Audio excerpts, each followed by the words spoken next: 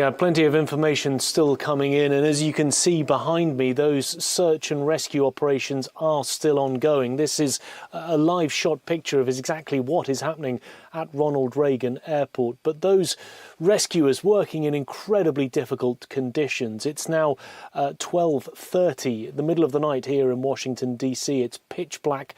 And of course, those divers and rescue workers who are working out on the river, where the plane and the helicopter are partially submerged, are also dealing with freezing temperatures. The temperature has been dropping rapidly over the last hour or so. The wind chill, the feels-like factor, now just below 0 degrees Celsius, making it very difficult for anyone who ends up in the water for any amount of time to be able to survive. And therefore, the real fear is this is not anymore a search and rescue operation, but moving very quickly towards becoming a search and recovery operation. Fatalities having been confirmed and authorities saying that they will be giving an update on the latest situation, which is likely to involve more details on possible casualties and, of course, fatalities. Right, Nick, in terms of the prompt action that's been taken, of course, President Trump there saying that, he's, of course, thanking the first responders who are on the job, at the same time praying for the survival. But it does seem, because it has been over 2.5 hours since, in fact, 3.5 hours now, since that collision that took place. So just describe for our viewers the kind of freezing temperatures, prevailing in Washington, D.C. at this time, particularly the waters. How cold is it to be inside the water at this point in time? Well, when the crash took place, it was about 4 degrees Celsius, I believe, here in Washington, D.C., but the feels-like factor was already around 0 degrees. We're very much now in that territory, around or below freezing, making it very difficult for those rescuers. But, of course, the people who've been in the water for 3.5 hours. After about 15 to 20 minutes, people are, according to doctors, at risk of hypothermia. Add minutes onto that to about an hour and a half, and suddenly survivability becomes very fraught in those freezing temperatures. We have just very recently had an update from the American Airline CEO. He put out a video message. This is Robert Impson. He said that he would like to express his deep sorrow for the events that had unfolded. He said that he was coming to Washington, D.C. and said, in his words, it was a difficult day for all of the team at American Airlines. And he said their efforts are now focused entirely on the needs of the passengers, the crew members, the partners, the first responders, and importantly here, the families and the loved ones. But of course, attention is turning to those families and loved ones who had been waiting for news of their loved ones who were on board that plane, many of them waiting at the airport to welcome them. And of course, the situation after that collision unfolding very differently, not a joyful reunion at the airport, but suddenly a very different situation for them as they await news about their loved ones. Right, Nick, if you could really describe for us the airport, and its location, which we believe is not too far from the White House. That's right, yes. It's actually located in Virginia, but just outside of the area of Washington, D.C., the District of Columbia. It is therefore incredibly close, about a half a mile, not just from the White House, but also from the Pentagon. The Capitol Hill is not far from there as well. The State Department also. It is one of the most tightly controlled airspaces in the world, not just the United States, but in the entire world. It has about 800 takeoffs and landings taking place each day.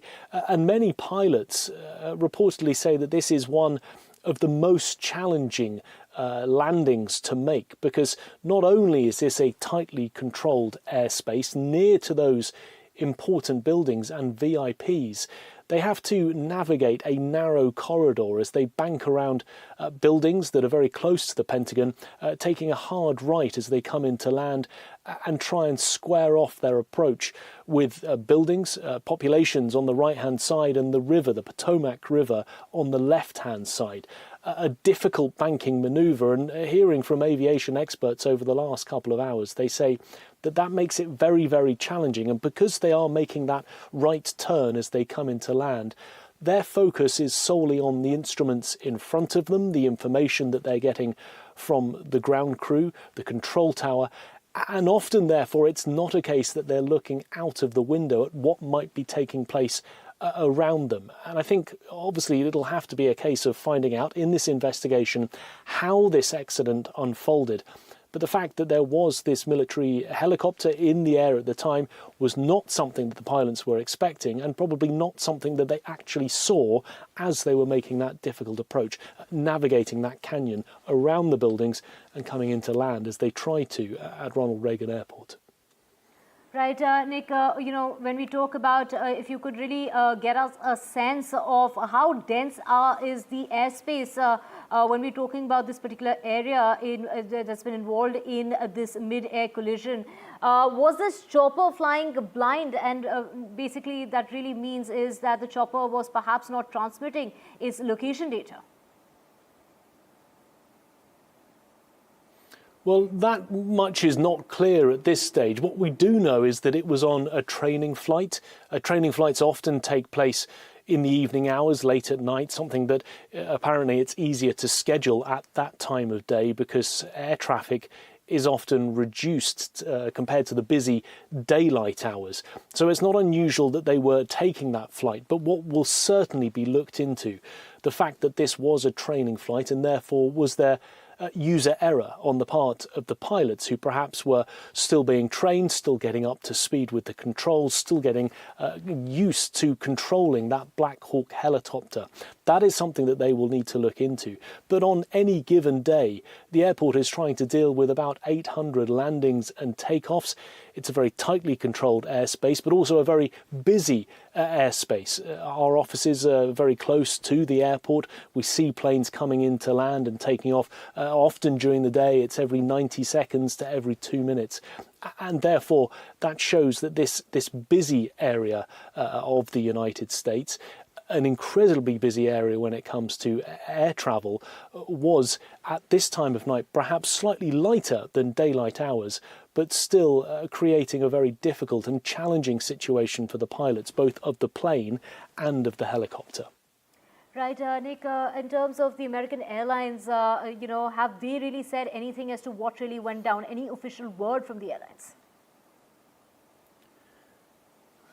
Well, there was that video message that I detailed just a moment ago from the CEO of American Airlines. I'll just read part of it again. Robert Issam putting out that video message expressing his deep sorrow about the event, saying that he had a go team that was heading to Washington, D.C., saying that American Airlines would be working with local, state and federal authorities on this emergency response, but also to get to the bottom of it.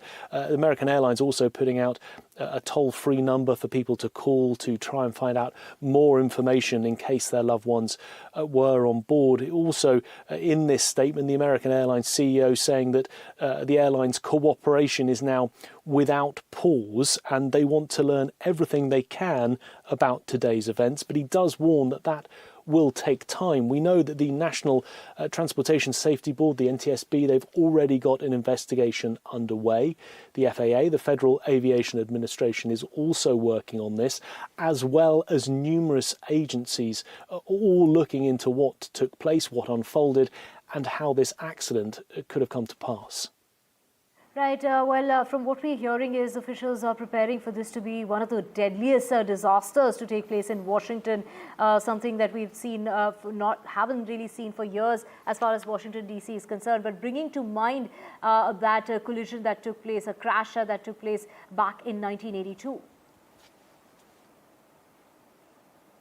That's right, 1982, a fatal air crash. More than 70 people were killed in that, 74 dying in that air crash when the plane went into freezing waters again on a very cold night in Washington, D.C. But there have been other plane crashes in other recent years that have brought what has happened tonight into stark relief. The most recent was back in 2009.